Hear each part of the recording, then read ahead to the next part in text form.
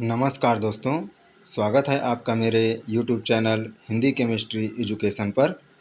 आइए दोस्तों, आज हम कक्षा 8वीं की विज्ञान विषय के अंतर्गत अध्याय 5 जिसका शीर्षक है धातुएं और अधातुएं। आज हम इसके संपूर्ण प्रश्नोत्तर के बारे में अध्ययन करेंगे दोस्तों।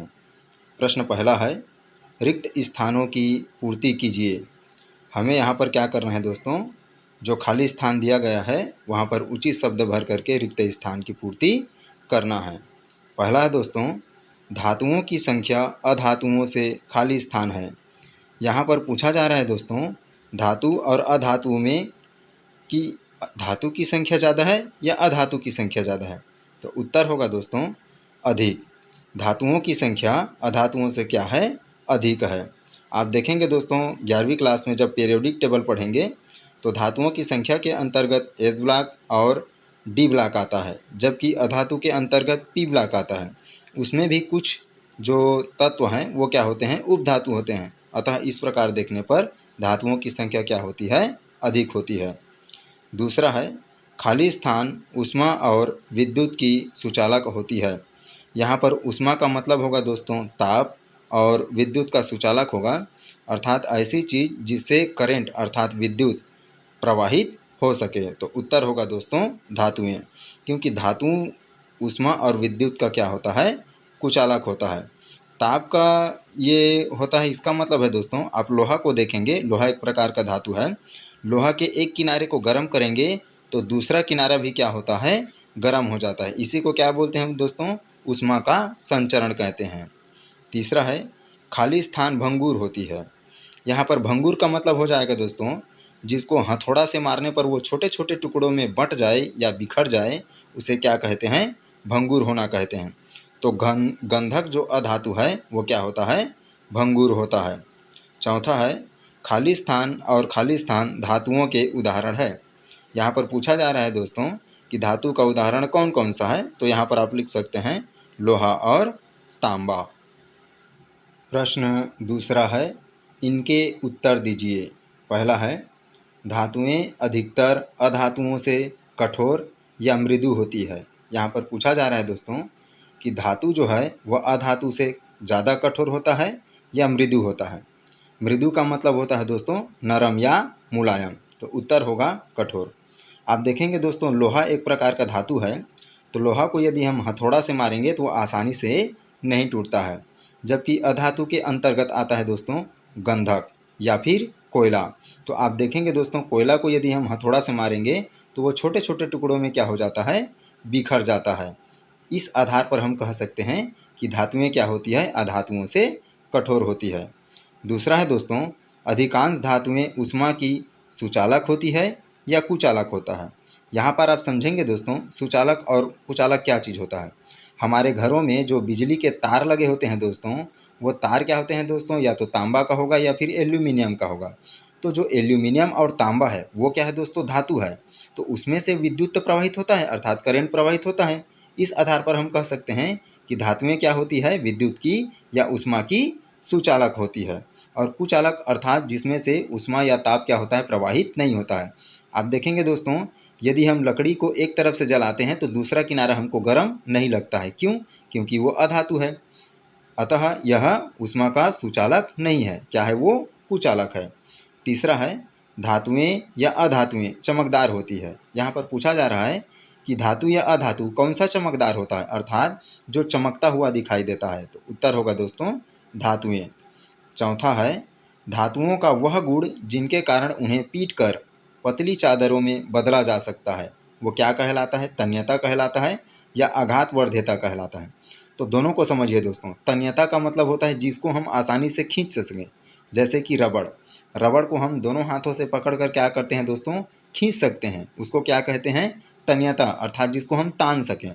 और दूसरा है आघातवर्ध्यता। आघातवर्ध्यता का मतलब होता है जिसको हम हथौड़े से क्या करें, पीट पीट करके उसकी लंबाई में वृद्धि कर दें, उसकी मोटाई को पीट पीट करके हम पतली चादर के रूप में बना दें, वो क्या कहलाता है दोस्तों, आघातवर्ध्यता कहलाता है। जैसे आप देखे होंगे लोहार के पास, लोहार क्या करता है दोस्तों, लोहे को गर्म करके पीट पीट करके उसको क्या कर देता है, पतला कर देता है। उसी को हम क्या कहते हैं, आघातवर्ध्यता कहते हैं। प्रश्न तीसरा है, मैग्नीशियम ऑक्साइड के जल में घुलने से बने विलयन की प्रकृति कैसी होती है। यहाँ पर कहा जा रहा है दोस्तों, यदि हम मैग्नीशियम ऑक्साइड के किसी कण को जल में घोल देते हैं, जिस प्रकार हम शक्कर या नमक को पानी में घोलते हैं, उसी प्रकार मैग्नीशियम ऑक्साइड को जल में घोलेंगे तो उसकी प्रकृति कैसी होगी, उस विलयन की प्रकृति कैसी होगी, अर्थात वह क्षारीय होगा या अम्लीय होगा। तो उत्तर है दोस्तों, मैग्नीशियम ऑक्साइड के जल में घुलने से बने विलयन की प्रकृति क्या होगा, क्षारीय होगा दोस्तों। यदि आप क्षारीय का एकदम सिंपल उदाहरण ढूंढना चाहेंगे दोस्तों, तो घर में कपड़े धोने के लिए उपयोग किए जाने वाला जो सर्फ होता है वो क्या होता है दोस्तों, क्षारीय होता है। और क्षार क्या करता है दोस्तों, यदि उसकी मात्रा प्रबल होता है तो वो अम्ल की मात्रा को घटा देता है। अर्थात हमको यदि कोई छोटी चींटी चाटता है तो हम वहाँ पर उसको खुजलाने के बजाय सर्फ को रगड़ेंगे तो वो क्या हो जाएगा दोस्तों, असर को उसका समाप्त कर देगा दोस्तों। प्रश्न चौथा है, कॉपर सल्फेट के विलयन में जिंक के टुकड़े डालने पर क्या होता है। यहाँ पर देखिए दोस्तों, मैंने कॉपर सल्फेट का सूत्र लिखा है CuSO4। यदि हम इस CuSO4 में उसका जो विलयन है उसमें हम जिंक का टुकड़ा डालेंगे दोस्तों, तो जिंक क्या होता है दोस्तों, ज़्यादा ताकतवर होता है, और कॉपर क्या होता है, कम ताकतवर अर्थात कम क्रियाशील धातु है। तो क्या करेगा दोस्तों, जिंक जो है कॉपर सल्फेट में से कॉपर को क्या करेगा, निकाल देगा और उसके स्थान को क्या कर लेगा, स्वयं ग्रहण कर लेगा। इस प्रकार क्या बनेगा दोस्तों, जिंक सल्फेट की प्राप्ति होगा। तो कॉपर सल्फेट के विलयन में जिंक के टुकड़े डालने पर जिंक धातु कॉपर को कॉपर सल्फेट में विस्थापित कर देता है, अर्थात कॉपर को हटा करके उसके स्थान को स्वयं ग्रहण कर लेता है। प्रश्न पाँचवा है, क्या तांबा फेरस सल्फेट के विलयन को विस्थापित करता है। देखिए दोस्तों, यहाँ पर विस्थापित करने का जो क्रम है आप पुस्तक पर पढ़ेंगे, जिसमें लिथियम सर्वाधिक क्रियाशील होता है और जो सिल्वर होता है या लोहा होता है वो कम क्रियाशील होते हैं। ठीक है दोस्तों, तो जो अधिक क्रियाशील होता है वो कम क्रियाशील वाले तत्वों को क्या कर देता है, विस्थापित करके उसके स्थान को ग्रहण कर लेता है। तो जो तांबा है दोस्तों वो आयरन से क्या है, अधिक क्रियाशील है, तो क्या करेगा, आयरन को वो हटा देगा और उसके स्थान को स्वयं ग्रहण कर लेगा। तो उत्तर होगा दोस्तों हाँ, तांबा फेरस सल्फेट के विलयन से आयरन को विस्थापित कर देता है। प्रश्न छठवां है, लोहे, एल्यूमिनियम आदि के बर्तनों में अचार क्यों नहीं रखा जाता है। अर्थात लोहा हो गया या एल्यूमिनियम हो गया, ऐसे बर्तनों में अचार क्यों नहीं डाला जाता है, प्लास्टिक के जो डिब्बे आते हैं ऐसी चीज़ों पे क्यों डाला जाता है, इसका क्या कारण है। तो उत्तर है दोस्तों, अचार की जो प्रकृति होता है वो अम्लीय होता है। अम्लीय होता है दोस्तों, इसका मतलब कि वो खट्टा लगता है। अर्थात जितने भी चीज़ खट्टे होते हैं वो क्या होते हैं दोस्तों, अम्लीय होते हैं। चाहे वो नींबू हो, संतरा हो या फिर टमाटर हो, ये क्या होता है दोस्तों, खट्टा लगता है, अर्थात ये अम्लीय होता है।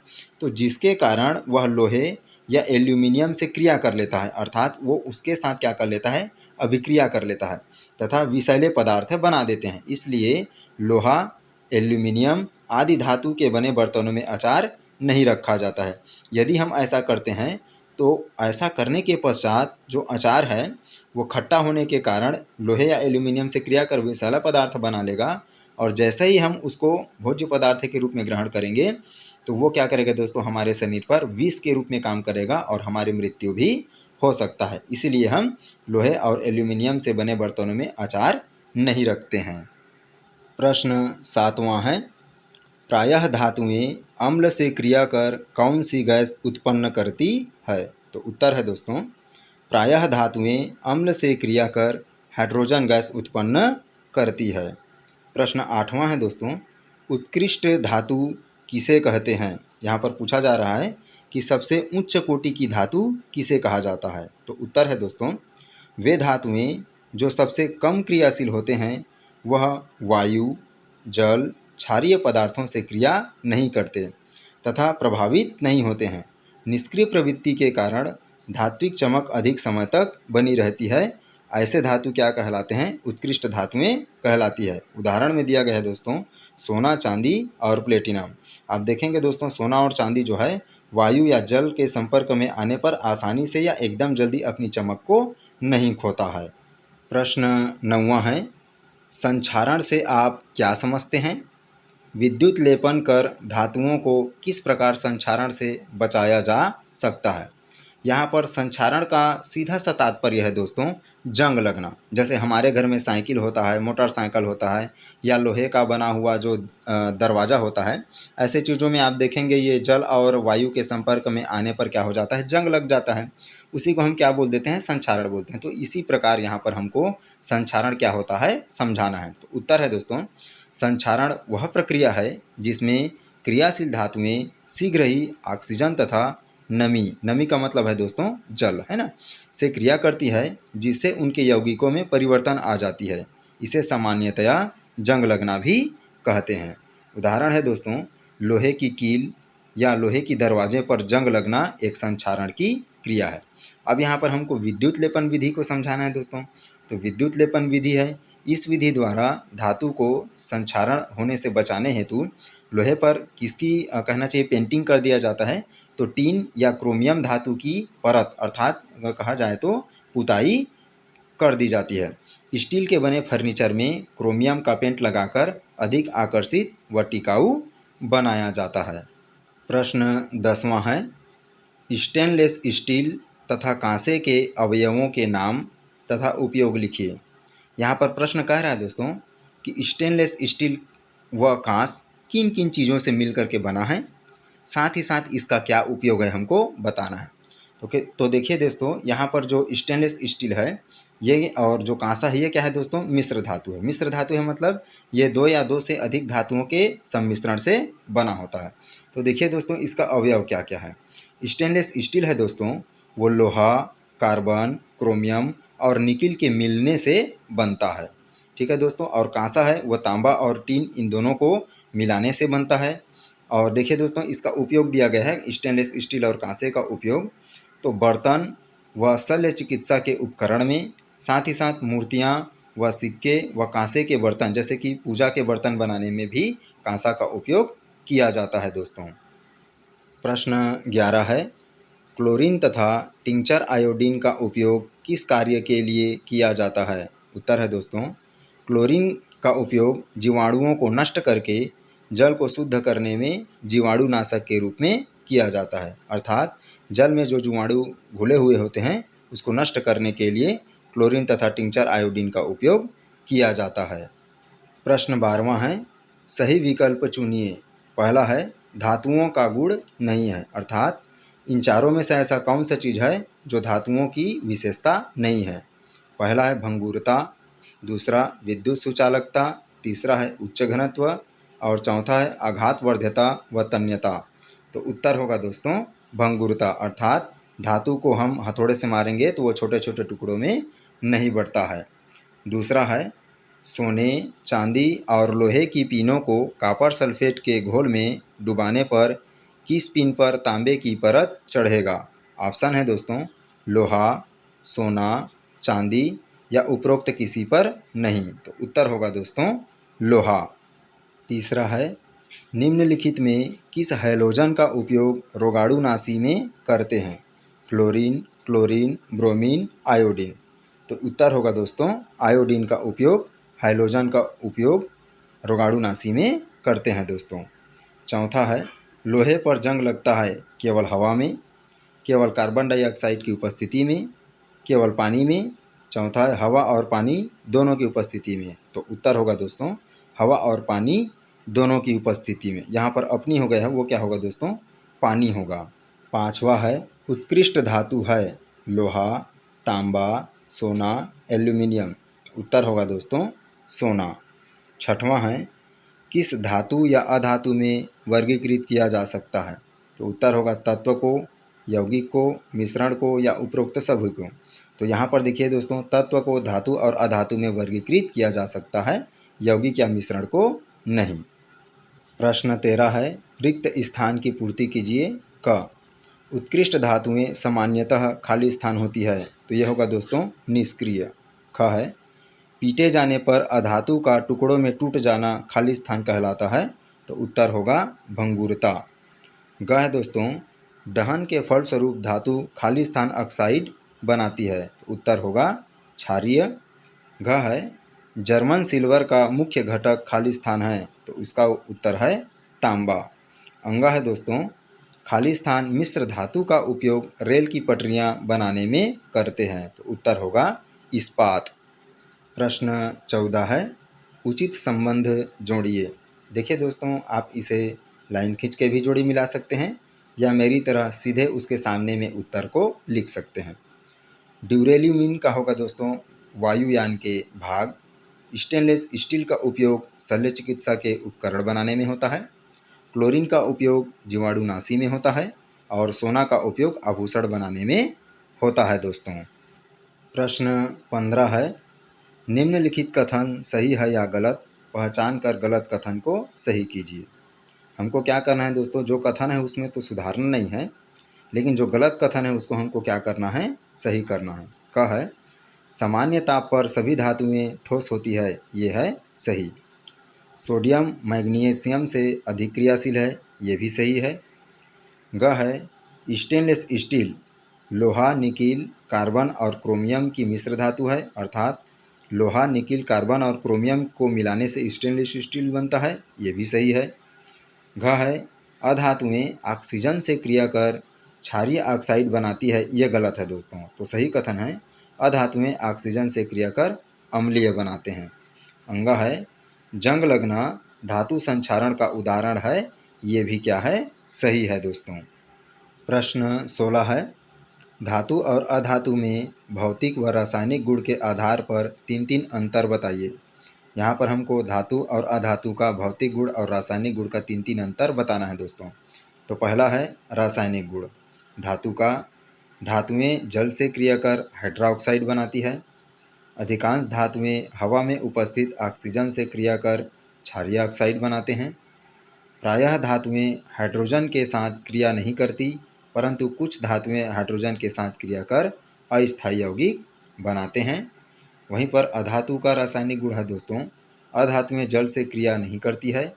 प्रायः अधातुएं ऑक्सीजन से क्रिया कर अम्लीय ऑक्साइड बनाते हैं। अधातुएं हाइड्रोजन से क्रिया कर स्थायी यौगिक बनाते हैं दोस्तों। धातु का भौतिक गुण है, पहला, धातुओं में विद्युत धनात्मकता का गुण पाया जाता है। दूसरा है, सामान्य ताप पर सभी धातुएं ठोस होती है, इसका एक अपवाद है पारा। पारा अर्थात कि द्रव। आप देखेंगे दोस्तों, जब ब्लड प्रेशर चेक कराते हैं तो एक चमकदार चीज़ ऊपर नीचे होता है, उसी को हम क्या बोलते हैं, पारा बोलते हैं या मरकरी बोलते हैं। ठीक है दोस्तों, ये धातु है परंतु क्या होता है, द्रव अवस्था में पाया जाता है, जबकि अधिकांश धातुएं क्या होता है दोस्तों, ठोस अवस्था में होता है। तीसरा है, सामान्यतः सभी धातुओं का उच्च गलनांक होता है, अर्थात यदि हम उसको पिघलाना चाहेंगे तो वो कम ताप पर नहीं पिघलेगा, ज़्यादा ताप पर पिघलाने पर ही पिघलेगा। अधातु का भौतिक गुण है दोस्तों, अधातु विद्युत ऋणात्मकता होती है। अधातु प्रायः गैसीय अवस्था में पाई जाती है, पर यह ठोस द्रव गैस में भी हो सकता है। तीसरा है, अधातु का गलनांक निम्न होता है, अर्थात ये कम ताप पर क्या हो जाता है, गल जाता है दोस्तों। प्रश्न 17 है, आभूषण बनाने के लिए सोने व चांदी का उपयोग क्यों किया जाता है। उत्तर है दोस्तों, सोना एवं चांदी प्रकृति में निष्क्रिय अवस्था में पाए जाते हैं तथा उनकी धात्विक चमक अधिक लंबे समय तक बनी रहती है। यह वायु, जल, अम्ल, क्षार से क्रिया नहीं करते। इनमें तन्यता व आघातवर्ध्यता के गुण के कारण मनचाही आकृति प्रदान की जा सकती है। यह उत्कृष्ट धातु की श्रेणी में आते हैं, अतः आभूषण बनाने में सोने चांदी का उपयोग किया जाता है।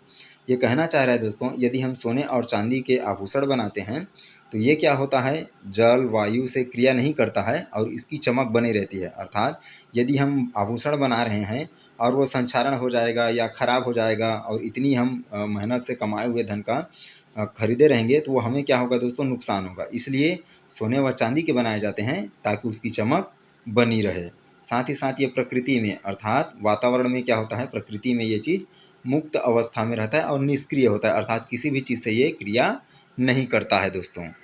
प्रश्न 18वां है, रासायनिक क्रियाशीलता श्रेणी से आप क्या समझते हैं। उत्तर है, धातुओं की रासायनिक क्रियाशीलता के आधार पर एक श्रेणी बनती है, जिनमें जो धातु जितनी अधिक सक्रिय है उन्हें उस श्रेणी में पहले स्थान पर तथा सबसे कम क्रियाशील धातु को सबसे अंतिम स्थान में रखा गया है। उदाहरण के तौर पर देखिए दोस्तों, सोडियम अत्यधिक क्रियाशील होता है, जब यह जल तथा वायु के संपर्क में आता है तो तीव्रता से क्रिया कर लेता है, अतः इसे पानी व वायु की क्रिया से बचाने के लिए केरोसिन अर्थात मिट्टी के तेल में रखा जाता है। वहीं सबसे निष्क्रिय धातु सोना, जो जल वायु से क्रिया नहीं करता है। देखिए दोस्तों, यहाँ पर उसका एक क्रम दिया गया है। यहाँ पर सोडियम सबसे अत्यधिक क्रियाशील है दोस्तों। ये जैसे ही पानी और वायु के संपर्क में आता है, क्या कर लेता है, उससे क्रिया कर लेता है। तो सारे जो सोडियम है वो नष्ट हो जाएंगे। तो हम प्रयोग कैसे करेंगे दोस्तों? तो इसको बचाने के लिए क्या कर दिया जाता है, जो मिट्टी का तेल होता है जिसको हम केरोसिन बोलते हैं, उसमें इसको क्या कर दिया जाता है, डुबो के रखा जाता है। और जो ये एयू और एजी है दोस्तों, ये जो सिल्वर और लोहा है, ये क्या है, चांदी और लोहा है दोस्तों, ये क्या करता है दोस्तों, किसी भी चीज़ से क्रिया नहीं करता, एकदम निष्क्रिय होता है। इसीलिए क्या होता है, ये वायु और जल से किसी भी प्रकार से अभिक्रिया नहीं करता है दोस्तों। प्रश्न 19 है, शुद्ध सोना कितने कैरेट का होता है? शुद्ध सोने के आभूषण क्यों नहीं बनाए जाते हैं? उत्तर है दोस्तों, 24 कैरेट का सोना शुद्ध सोना होता है, अर्थात 24 कैरेट का सोना को ही हम क्या बोलेंगे, शुद्ध सोना बोलेंगे दोस्तों। यदि इसमें थोड़ा सा भी कम होता है 24 कैरेट होने में, तो हम उसे शुद्ध सोना नहीं बोलेंगे। जो कि अत्यंत नरम होता है अर्थात मुलायम होता है। यदि इनके आभूषण बनाए जाते हैं तो वह नरम होने के कारण जल्दी टूट सकते हैं, अतः सोने में थोड़ी मात्रा में चांदी व तांबा मिलाने से वह कठोर हो जाते हैं, जिनका उपयोग आभूषण बनाने में होता है दोस्तों। देखिए दोस्तों, यदि हम 24 कैरेट का शुद्ध सोना बना करके उसको पहनते हैं, और यदि हम किसी पिकनिक वगैरह पर जा रहे हैं, या हम कहना चाहिए सीधा सीधा धूप के संपर्क में आ जाते हैं, तो धूप क्या होता है दोस्तों, तापीय होता है। तो उस ताप के पड़ने से जो 24 कैरेट का शुद्ध सोना होता है, वो पिघल करके क्या हो जाएगा दोस्तों, हमारे शरीर में चिपक जाएगा, तो रिएक्शन भी करेगा। साथ ही साथ इतना कीमती जो शुद्ध सोना है वो भी क्या हो जाएगा, पिघल करके कहीं पर भी टूट के गिर जाएगा। इसलिए 24 कैरेट जो शुद्ध सोना होता है उसका आभूषण नहीं बनाया जाता है दोस्तों। प्रश्न 20 है, मिश्र धातु क्या है?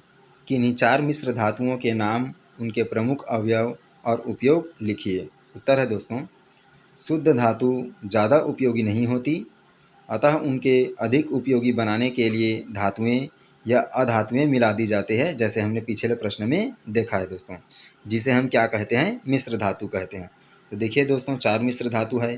पीतल, जो कि तांबा और जिंक के मिलने से बनता है।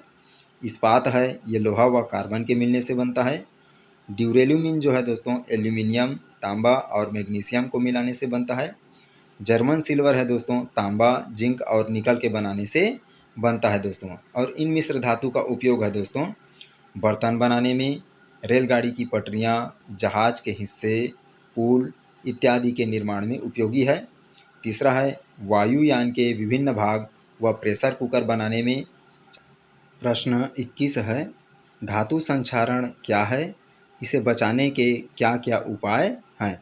उत्तर है दोस्तों, वह प्रक्रिया जिसमें क्रियाशील धातुएं शीघ्र ही ऑक्सीजन तथा नमी से क्रिया कर लेती है, जिसे उनके यौगिक में परिवर्तन हो जाता है। या आप इसको लिख सकते हैं दोस्तों, धातुओं की ऊपरी सतह पर उसके यौगिक का बनना धातु संक्षारण कहलाता है।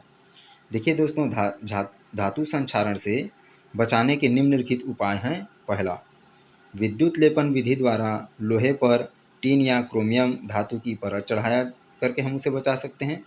दूसरा है, गैल्वेनीकरण विधि द्वारा जंग से बचा जा सकता है, जैसे कि जिंक की परत चढ़ा करके।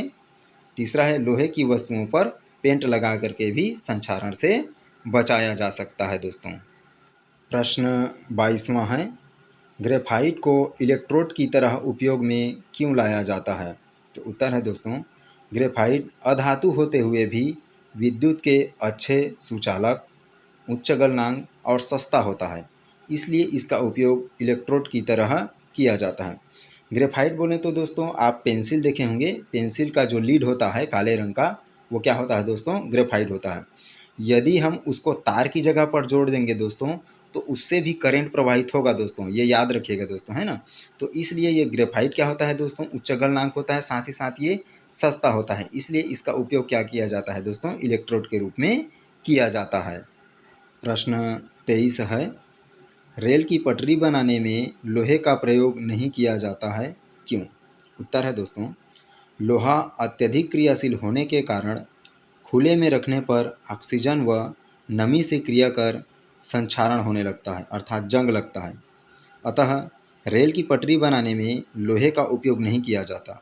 इसके लिए शुद्ध लोहा में कार्बन मिलाकर मिश्र धातु तैयार किया जाता है, जो अधिक मजबूत, कठोर व जंग प्रतिरोधी होता है दोस्तों। यदि हम शुद्ध लोहे का उपयोग करेंगे, उसमें किसी भी प्रकार के मिश्र धातु का प्रयोग नहीं करेंगे दोस्तों, तो वो क्या होगा दोस्तों, जंग लग जाएगा ऑक्सीजन व नमी से आकर के, और फिर पटरी क्या हो जाएगा, बर्बाद हो जाएगा।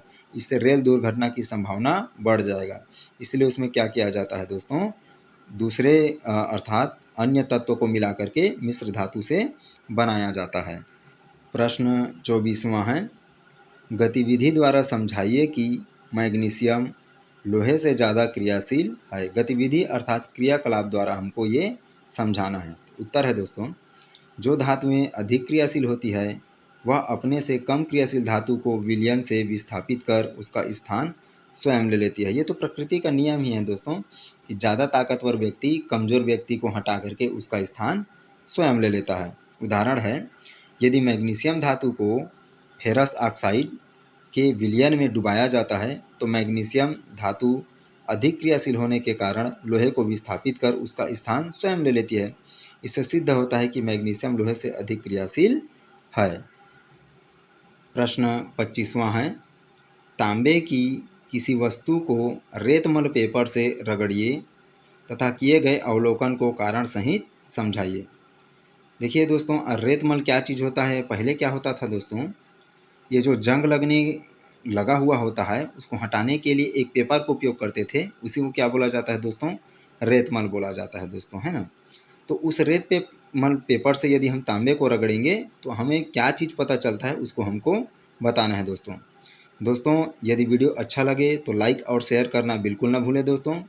साथ ही यदि आप मेरे यूट्यूब चैनल पर पहली बार आए हैं तो चैनल को सब्सक्राइब करें और बगल में दिए गए बेल आइकन को दबा दें दोस्तों, ताकि अगला बनने वाला नेक्स्ट वीडियो सबसे पहले आपको मिले। देखिए दोस्तों, मैं ये वीडियो जो है इसलिए नहीं बना रहा हूँ कि मुझे सब्सक्राइबर और लाइक मिले। मैं ये वीडियो सिर्फ इसलिए बना रहा हूँ दोस्तों, क्योंकि शासकीय विद्यालय में पढ़ने वाले विद्यार्थियों को कॉपी पूरा करने और समझने में बहुत परेशानी होता है। तो ऐसे बच्चे भी पढ़ लिख करके आगे चल करके देश की सेवा कर सके, यही उद्देश्य को लेकर के मैं ये वीडियो बना रहा हूँ दोस्तों। तो आप भले ही इसको सब्सक्राइब करें चैनल को, या वीडियो को लाइक करें या ना करें दोस्तों, लेकिन अपने साथ साथ अपने दोस्तों को ज़रूर बताएं दोस्तों, ताकि वो भी पढ़ लिख करके देश के विकास में अपना सहयोग ज़रूर दे सके दोस्तों। यदि आपको अच्छा लगे तो सब्सक्राइब कीजिए और लाइक कीजिए, नहीं लगता है तो रहने दीजिए दोस्तों, लेकिन पढ़ने लिखने में किसी भी प्रकार की कमजोरी मत करिएगा दोस्तों, हम आपके साथ ज़रूर हैं। इसका उत्तर है दोस्तों, जब रेतमल पेपर से तांबे की किसी वस्तु को, बर्तन या इत्यादि को रगड़ा जाता है तो रगड़ी गई जगह पर एक चमक दिखाई देने लगता है। इससे स्पष्ट होता है कि धातुएं क्या होती है, चमकदार होता है। ये कहना चाह रहा है दोस्तों, यदि हम जंग लगी हुई वस्तु को ऐसे रेतमल पेपर से रगड़ेंगे तो जो जंग लगी हुई जगह है वो क्या हो जाएगा दोस्तों, साफ़ हो जाएगा। और जैसे ही वो चीज़ साफ़ होगा तो धातु क्या होगा दोस्तों, चमकने लगेगा दोस्तों। यही हमको इस प्रश्न का उत्तर के द्वारा हमको समझाना था दोस्तों। वीडियो को लास्ट तक देखने के लिए आपको बहुत बहुत धन्यवाद।